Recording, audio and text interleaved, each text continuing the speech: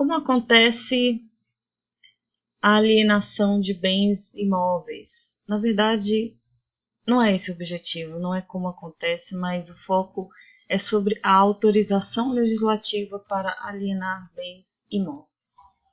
A gente vai ver quem precisa e quem não precisa de autorização. Toda administração direta precisa. A União precisa, os estados precisam, o DF e os municípios, se forem vender seus imóveis, eles precisam pedir autorização legislativa. Já na administração direta, uma parte precisa e a outra não. Quem precisa pedir autorização legislativa para alienar bem imóvel são autarquias e fundações públicas. Já as empresas públicas e as sociedades de economia mista não precisam dessa autorização. Lembrando que autarquias, fundações públicas, empresa pública e sociedade de economia mista são entidades. Então, se o examinador afirmar que as entidades elas não precisam de autorização, a questão vai estar errada. Porque as entidades que não precisam são as empresas públicas e a sociedade de economia mista. Mas as autarquias e as fundações públicas, que também são entidades, precisam sim de autorização do Poder Legislativo para poder vender os seus imóveis. E aqui eu trago dois exemplos, o DENIT e o Banco do Brasil.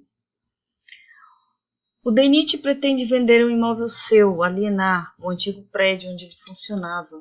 O Banco do Brasil pretende fazer a mesma coisa. Qual é a regra? A regra é que ambos devem fazer licitação. Claro que existem exceções, as exceções estão lá no artigo 17.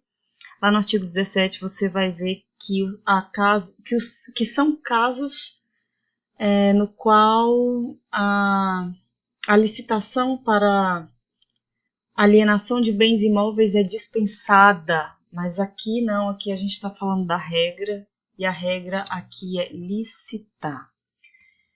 E o DENIT, ele vai precisar de autorização legislativa, se ele quiser, por exemplo, vender um prédio dele. E o Banco do Brasil não vai precisar dessa autorização. O DENIT é uma autarquia, por isso precisa de autorização legislativa, assim como também as fundações precisam e toda a administração direta. Já o Banco do Brasil é uma sociedade de economia mista e por isso não precisa de autorização para alienar imóvel.